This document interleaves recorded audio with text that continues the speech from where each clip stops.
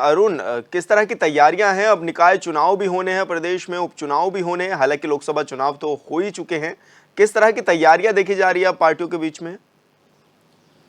जी sir, Lok Sabha चुनाव खत्म होने के बाद अब जो है अगली चुनौती राजनीतिक दलों के सामने निकाय चुनाव और उपचुनाव की है। और जी। उत्तराखंड की बात की जाए तो 2 सीटों पर मंगलोर विधानसभा सीट और बद्रीनाथ सीट पर उपचुनाव होने हैं और ऐसे में उसको लेकर भी तमाम तैयारियां दोनों ही राजनीतिक दलों के द्वारा की जा रही है, चाहे बात भारतीय जनता पार्टी की हो या कांग्रेस की।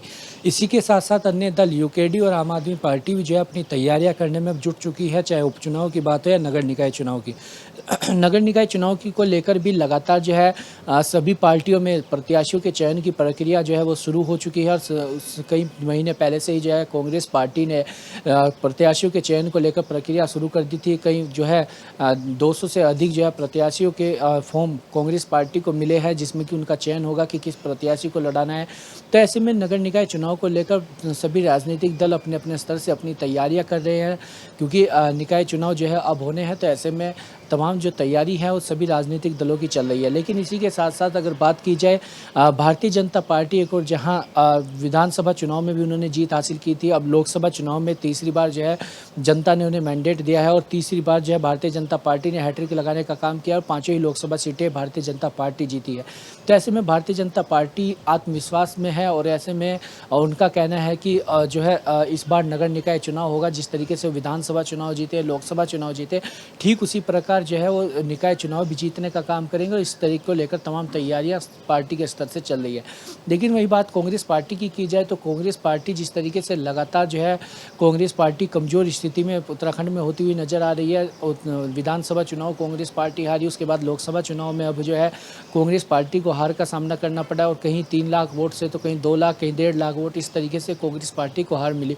तो ऐसे में कांग्रेस पार्टी के सामने चुनौती होगी कि किस तरीके से जो है इस माहौल को बदला जाए और कैसे जो है जनता के बीच में अपना भरोसा कायम किया जाए। इसी के साथ साथ कई मुद्दे लेकर कांग्रेस पार्टी इस बार नगर निकाय चुनाव में जाने वाली है, चाहे बिजली पानी का मुद्दा हो या अतिक्रमण का मुद्दा हो या महंगाई का मुद्दा हो या स्ट्रीट लाइट, जो स्थानीय मुद्दे हैं। क्योंकि जो नगर निकाय चुनाव होते हैं एक तरीके से शहर की सरकार होती है और एक तरीके से ये छोटी सरकार होती है। तो इसको लेकर तमाम तैयारियां कांग्रेस पार्टी भी कर रही है। और वहीं बात अगर क्षेत्रीय दल यूकेडी की जाए तो यूकेडी भी अब नगर निकाय चुनाव को लेकर अपनी तैयारियां करनी शुरू कर दी है। यूकेडी का कहना है कि वो भी जो है तमाम स्थानीय मुद्दे लेकर जनता के बीच में जाएंगे। आम आदमी पार्टी भी अपनी तैयारी कर रही है। उनका भी कहना है जैसे आचार संहिता लगेगी उसके बाद जो गतिविधि है वो लगातार बढ़ेगी और ऐसे में प्रत्याशियों के चयन को लेकर उन्होंने भी प्रक्रिया शुरू कर दिया। तो यानी कि साफ तौर पर देखा जा सकता है कि जो सभी राजनीतिक दल है वो निकाय चुनाव और उपचुनाव के उनके सामने जो है उसकी रणभेरी बजेगी और ऐसे में उस चुनाव को लेकर तैयारियां सभी राजनीतिक दल अपने अपने स्तर से करेंगे। तो वहीं इन दलों के सामने कई चुनौतियां भी अब रहने वाली है। अगर बात क्योंकि लोकसभा चुनाव की बात की जाए तो लोकसभा चुनाव जो केंद्रीय नेतृत्व के चेहरे पर लड़ा जाता है और केंद्रीय चुनाव ये होता है। लेकिन वहीं अगर नगर निकाय चुनाव की बात हो तो नगर निकाय चुनाव जो होता है वो एक तरीके से छोटी सरकार होती है, एक तरीके से शहर की सरकार होती है और स्थानीय मुद्दे जो है गली मोहल्ले या सड़कों से जुड़े हुए जो मुद्दे हैं उन वे मुद्दे इन चुनाव में हावी रहते हैं, चाहे सड़क का मुद्दा हो या बिजली पानी का मुद्दा हो, महंगाई का मुद्दा हो, स्ट्रीट लाइट का मुद्दा हो। तो तमाम ऐसी चीज़ें हैं जो इस चुनाव में जो है वो नगर निकाय चुनाव में मुद्दे जो है हावी रहते हैं। तो इन मुद्दों को लेकर ही जनता के बीच में सभी राजनीतिक दल जा रहे हैं। वहीं अगर भारतीय जनता पार्टी की बात की जाए तो भारतीय जनता पार्टी के सामने सबसे बड़ी चुनौती रहेगी इन मुद्दों का तोड़ कैसे निकाला जाए। क्योंकि इस बार अगर जिस तरीके से देखा गया बिजली का संकट भी काफ़ी प्रदेश में गहराया, कई पावर कट कई लगे और जल संकट की बात हो तो पानी का संकट अभी भी कई जगहों पर है। यहाँ तक कि जिस तरीके से कल देखा गया तो दून अस्पताल में भी जो है पानी का संकट, वहाँ पर भी पानी नहीं आया, लोगों को बाहर से पानी मंगाना पड़ रहा है, टैंकर आदि मंगाने पड़ रहे हैं। तो ये तमाम ऐसे मुद्दे हैं जिनको लेकर विपक्षी दल जनता के बीच में जाएंगे। तो ऐसे में इन मुद्दों का तोड़ किस तरीके से भारतीय जनता पार्टी ढूंढेगी और जिस तरीके से अतिक्रमण हटाओ अभियान भी यहाँ पर चलाया गया बस्तियों में, तो वो भी एक उससे भी कहीं ना कहीं जो है रोष जनता में देखने को मिल रहा है। इसको भी बढ़ा चढ़ाकर जो है मुद्दा विपक्षी दल बनाएंगे। तो ऐसे में इन मुद्दों से पार कैसे पाया जाए, ये भारतीय जनता पार्टी के सामने एक बड़ी चुनौती होगी। तो वहीं अगर कांग्रेस पार्टी की बात की जाए तो कांग्रेस पार्टी हालांकि जिस तरीके से लगातार मुद्दे उठा रही है, लगातार चाहे स्थानीय मुद्दे हैं या राष्ट्रीय मुद्दे हैं, वो लोकसभा चुनाव में सब कांग्रेस पार्टी ने उठाए हैं। ऐसे में कांग्रेस पार्टी को फिर भी जो है मैंडेट नहीं मिला और एक भी सीट कांग्रेस पार्टी नहीं जीती। यानी कि उत्तराखंड में जो भाजपामय माहौल हो रखा है या भाजपा की जो लहर उत्तराखंड में चल रही है, उससे कांग्रेस किस तरीके से पार पाए और किस तरीके से जो है कांग्रेस उस माहौल को बदलने में कामयाब रहती है, ये सबसे बड़ी चुनौती कांग्रेस पार्टी के सामने होगी। और इस तरीके से जो है स्थानीय मुद्दे इस बार भी कांग्रेस पार्टी जनता के बीच में लेकर जाएगी। तो यानी कि ये मुद्दे इस बार कितने हावी रहने वाले हैं, इन मुद्दों के आधार पर जनता कितना वोट देती है, तो ये भी कांग्रेस पार्टी के सामने एक चुनौती रहेगी, किस तरीके से अपना भरोसा जनता के बीच में कायम किया जाए। तो वहीं बात अगर यूकेडी और आम आदमी पार्टी की जाए, तो यूकेडी की बात की जाए तो यूकेडी जिस तरीके से लगातार कमजोर स्थिति में है और बीच में यूकेडी का जो है वो सिंबल भी उनसे छीन लिया गया था, तो ऐसे में जो है कई इस लोकसभा चुनाव में उन्होंने अपने प्रत्याशी उतारे, तो कहीं किसी को 10,000, किसी को 5,000, किसी को 15,000, इस तरीके से उनके प्रत्याशी को वोट मिले। तो ऐसे में जो कमजोर पूरी जो है स्थिति में यूकेडी है, क्षेत्रीय दल है, तो ऐसे में वो किस तरीके से मजबूत स्थिति में आए और जो उनका भरोसा जनता से गायब हुआ है, उस भरोसे को किस तरीके से बनाने में कामयाब यूकेडी रहती है, उसके सामने बड़ी चुनौती होगी। और आम आदमी पार्टी के सामने भी इन भारतीय जनता पार्टी और कांग्रेस जैसे मजबूत दलों के सामने अपनी पैठ बनाना और जनता के बीच में जाना और भरोसा बनाना, ये सबसे बड़ी चुनौती जो है उत्तराखंड क्रांति दल और आम आदमी पार्टी के बीच में रहेगी। तो यानी कि इस तौर पर जो है पूरा निकाय चुनाव देखा जा रहा है और एक निकाय चुनाव और उपचुनाव सभी राजनीतिक दलों के लिए अब आने वाले समय में चुनौती है। लोकसभा चुनाव खत्म हो चुका है, नई सरकार का गठन अब हो जाएगा और ऐसे में लेकिन उत्तराखंड के जो तमाम राजनीतिक दल है उनके सामने अब अगली चुनौती निकाय चुनाव और उपचुनाव की है। किस तरीके से निकाय चुनाव और उपचुनाव में सभी राजनीतिक दल जाते हैं और जनता के बीच में अपना भरोसा कायम कराते हैं। अच्छा अरुण, लोगों में किस तरह की धारणा बन रही है, क्योंकि एक तरफ जिस तरह से लोकसभा का चुनाव हुआ, पूरा परसेप्शन तैयार हुआ लोगों के दिमाग में, और दूसरी तरफ क्योंकि बिजली का संकट भी है, पानी का संकट भी है, लाइट का संकट भी है, हर तरह के संकट भी झेल रही है जनता, तो परसेप्शन किस तरह का बन रहा है, किस तरह की धारणा बन रही है लोगों के मन में कि किसके साथ जाना है? जी सर, देखिए जिस तरीके से अगर देखा जाए तो लोकसभा चुनाव हुआ, लेकिन जनता के मूड का कुछ नहीं कहा जा सकता। जिस तरीके से इस बार जब चुनाव शुरू हुआ तो कई सीटें ऐसी हैं जहां पर कड़ी टक्कर जो है देखने को मिल रही थी, लेकिन उसके बाद भी जो है बड़े अंतराल के मार्जिन से जो भारतीय जनता पार्टी ने जीतने का काम किया। तो ऐसे में अभी लेकिन इस तरीके से बात की जाए तो अभी फ़िलहाल जनता का जो मूड है, जिस तरीके से बिजली पानी का जो संकट प्रदेश में गहराया और यहाँ तक कि राजधानी देहरादून की बात करें तो यहाँ पर भी जो है पानी का संकट काफ़ी ज़्यादा हुआ, जल संकट काफ़ी ज़्यादा हुआ, लोगों को टैंकर मंगाकर पानी पीना पड़ा। तो इससे कहीं ना कहीं लोगों में रोष तो है, लेकिन और जैसे बिजली का संकट भी हुआ, बिजली में कई घंटों तक पावर कट हुए। तो और ये अतिक्रमण हटाओ अभियान जो चलाया गया, उससे बस्तियों में जो लोग हैं उनमें काफ़ी रोष पैदा हुआ। लेकिन ये देखने वाली बात होगी कि ये जो तमाम चीज़ें हैं जनता को कितने समय तक ध्यान रहती है, क्योंकि जिस तरीके से देखा गया है, अगर उत्तराखंड की विशेष तौर पे बात की जाए तो जो तमाम मुद्दे हैं वो मुद्दे शुरू में तूल पकड़ते हैं, लेकिन जैसे जैसे चुनाव होता है तो उसके बाद ये मुद्दे कहीं काम नहीं आते। और ऐसे में जो है जनता ने इस बार जिस तरीके से भारतीय जनता पार्टी को भी जिताया, तो ये भी देखने वाली बात है कि जो तमाम मुद्दे हैं जिसको लेकर हालांकि फ़िलहाल जनता में भारी रोष है, जनता के जिस तरीके से हम भी ग्राउंड जीरो पर जब कवरेज करने जाते हैं तो लोगों का कहना है कि इस बार जो है वो बिल्कुल इनके विपरीत वोट करेंगे और ऐसे में जो है जो तमाम मुद्दे हैं उन मुद्दों के आधार पर वोट करेंगे। जिस तरीके से बिजली का संकट हो, पानी का संकट हो, या सड़क हो, बेरोजगारी हो या महंगाई हो, ये तमाम मुद्दे, लेकिन जब जैसे ही चुनाव होता है तो उसके बाद फिर ये मुद्दे दिखाई नहीं देते। और ऐसे में ये देखने वाली बात होगी कि जनता को ये जो तमाम मुद्दे हैं जिसको लेकर जनता फिलहाल रोष प्रकट अपना कर रही है, ये आने वाले समय में कितने जनता को याद रहते हैं और जब चुनाव होगा तब तक जनता इन्हें कितना याद रखती है। बिल्कुल अरुण, बहुत बहुत शुक्रिया आपका तमाम जानकारी साझा करने के लिए। और बड़ी खबर का रुख करेंगे, कानपुर से बड़ी खबर मिल रही है। इरफान सोलंकी को 7 साल की सजा हुई है। आगजनी मामले में एमपी एमएलए कोर्ट का यह बड़ा फैसला आया है, जहां पर रिजवान सोलंकी समेत 3 अन्य साथियों को भी सजा दी गई है।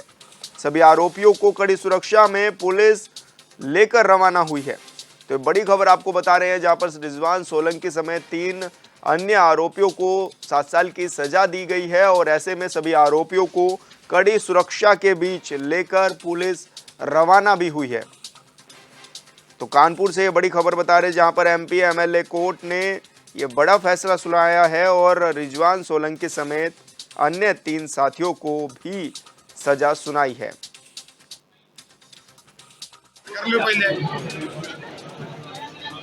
मुलजिमों ने जमानत और अग्रिम जमानत के समय जो शपथ पत्र वगैरह दिए थे, जो एप्लीकेशनें दी थी, उनमें जो बातें कही थी उनको मैंने आधार बनाया।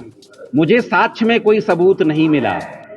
क्रिमिनल जुरिस्प्रूडेंस का जो प्रिंसिपल है वो ये कहता है कि जो एविडेंस ट्रायल के दौरान कोर्ट में आएगी उस एविडेंस के बेस पे जजमेंट प्रोनाउंस किया जाएगा।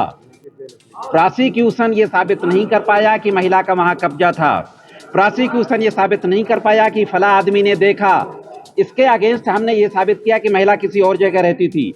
हमने अलीबाई साबित की कि रिजवान लखनऊ में था, इरफान उस दिन पूरे दिन राउंड में था। हमने मोबाइल लोकेशन के साथ ये साबित किया। तो हम जजमेंट से सहमत नहीं हैं। इस जजमेंट के खिलाफ हाईकोर्ट में अपील करेंगे। न्यायालय का जो भी एप्रिसिएशन था उसको चैलेंज करेंगे। शौकत इजाज आटेवाला और शरीफ को 7 वर्ष की अधिकतम सजा सुनाई गई है कठोर कारावास के साथ, और 30,500 रुपये का प्रत्येक को जुर्माना किया गया है। और 30,500 रुपये का जुर्माना अदा नहीं करते हैं तो उनको 3 माह का अतिरिक्त कठोर कारावास भुगतना पड़ेगा, सरल कारावास। और उस 30,500 में से 40% की राशि वातनी को दी जाएगी उनके पुनरुद्धार के लिए। उनका घर जला था, उनके पास खाने रहने का साधन नहीं है, और ये अधिकतम सजा 7 वर्ष की गई है, जो हम लोग ऑर्डर लेकर विधानसभा भेजेंगे। विधायक इरफान सोलंकी, उनके भाई रिजवान सोलंकी, शौकत अली, इजराइल आटेवाला और मोहम्मद शरीफ को आगजनी के मामले में, जिसमें 3 जून 2024 को दोषी करार दिया गया था, उसमें मुख्य धारा 436 में अधिकतम जो सर्वाधिक सजा 7 वर्ष का कारावास और 20,000 रुपये का जुर्माना, और जुर्माना न अदा करने की स्थिति में 1 माह का कारावास का आदेश माननीय न्यायालय के द्वारा प्रदान। और कन्नौज से बड़ी खबर, सोशल मीडिया पर धार्मिक भड़काऊ पोस्ट से तनाव, बीजेपी नेताओं ने पुलिस या लापरवाही पर जताया आक्रोश।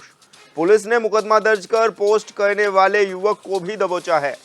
यह बड़ी खबर आपको बता रहे हैं, जहां पर धार्मिक और भड़काऊ पोस्ट किया गया है सोशल मीडिया पर, जिसके बाद से तनाव बना हुआ है और बीजेपी नेताओं ने पुलिस पर लापरवाही के आरोप भी लगाए हैं। और इस दौरान आक्रोश भी देखा जा रहा है बीजेपी नेताओं में, और पुलिस ने मुकदमा भी दर्ज कर लिया है, पोस्ट करने वाले युवक को भी दबोच लिया है।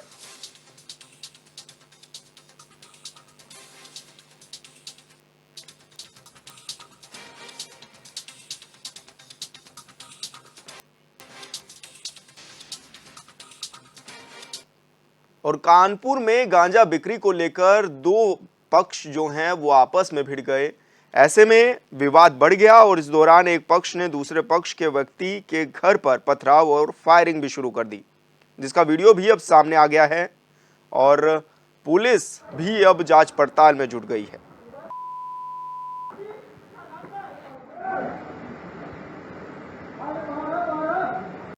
सोशल मीडिया पर रावतपुर थाना क्षेत्र के अंतर्गत रहने वाले शकील नामक एक व्यक्ति के साथ मारपीट और फायरिंग की एक घटना की सूचना वायरल हो रही है। इसके संबंध में यह अवगत कराना है कि जैसे यह सूचना पुलिस को मिली, पुलिस तत्काल ही मौके पर पहुंची है और प्रथम दृष्टया जांच से जो चीज़ें निकल कर आई हैं कि शकील की फैज़ान नामक व्यक्ति से कोई पुराना विवाद चल रहा है, जिसको लेकर ही फैज़ान अपने कुछ साथियों के साथ आज जाकर इनको गाली गलौज और फायरिंग की घटना की गई है। इसके संबंध में शकील द्वारा जो तहरीर दी गई है उस पर अभियोग पंजीकृत किया जा रहा है। साथ ही पुलिस के द्वारा टीम बना करके इनकी गिरफ्तारी का। और चंदौली में आरपीएफ पुलिस ने 9 नाबालिग बच्चों का रेस्क्यू किया है। आपको बता दें कि जनरल ट्रेन में ये बच्चे जा रहे थे, सीमांचल एक्सप्रेस के जनरल बोगी में सवार थे, और जहां पर आरपीएफ टीम ने इन 9 नाबालिग बच्चों का रेस्क्यू किया है। दरअसल मानव तस्कर बच्चों के परिजनों को पैसे का लालच देकर बच्चों को बिहार के अरिया जिले से दिल्ली ले जा रहा था। इसके लिए उन्होंने परिजनों को 1000 से 1500 एडवांस भी दिया था। फिलहाल दोनों मानव तस्करों को आरपीएफ ने पुलिस के हवाले कर दिया है।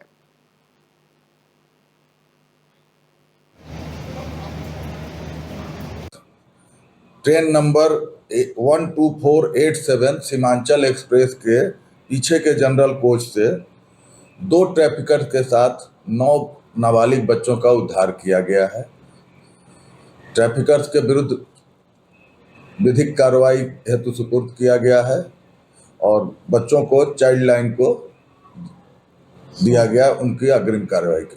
बच्चों के बारे में ऐसा पता चला कि ये अररिया जिले के हैं और इनके माता पिता को झांसा दे करके इनको दिल्ली में खिलौना बनाने वाली कोई कंपनी में काम करने के नाम पर 6,000 रुपये माह के हिसाब से उनका वेतन तय करके उनको ले जाया जा रहा था। दोनों ट्रैफिकर्स जो हैं उनका ये कहना है कि उन्होंने इनके माता पिता को भी कुछ एडवांस 1,000-1,500 रुपया करके दिया है।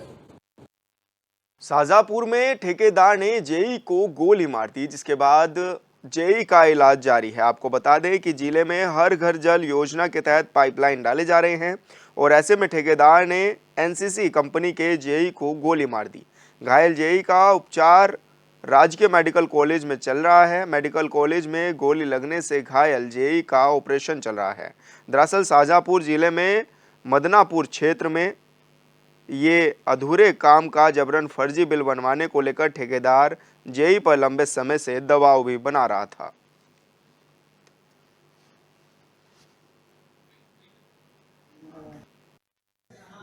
ये थाना मदनापुर क्षेत्र के अंतर्गत ग्राम फाजिलपुर में पानी की टंकी निर्माण का और पाइपलाइन बिछाने का कार्य जो है नागार्जुन कंस्ट्रक्शन कंपनी एनसीसी के द्वारा कराया जा रहा है। उसी में एक जूनियर इंजीनियर के पद पर जो संबद्ध हैं कर्मचारी, इनका एक ठेकेदार से पैसे के लेन देन और बिल पेमेंट के लिए विवाद था। ये दीपक वर्मा नाम के जेई हैं, इनको जो ठेकेदार है अजय कुमार, इसके द्वारा उसी में कहासुनी हुई, आपस में बिल पेमेंट लेकर उसके द्वारा जो है अवैध असलहे से फायरिंग करके गोली मार दी गई है। पेट में गोली किनारे लगी हुई है। पुलिस तत्काल मौके पर पहुंची, सीएचसी भेजा गया, डिस्ट्रिक्ट हॉस्पिटल में ऑपरेशन कर दिया गया है। इनकी स्थिति सामान्य है और उसको पकड़ने के लिए क्षेत्राधिकारी सदर के नेतृत्व में टीम गठित कर दी गई। शीघ्र गिरफ्तार करके अग्रिम कार्रवाई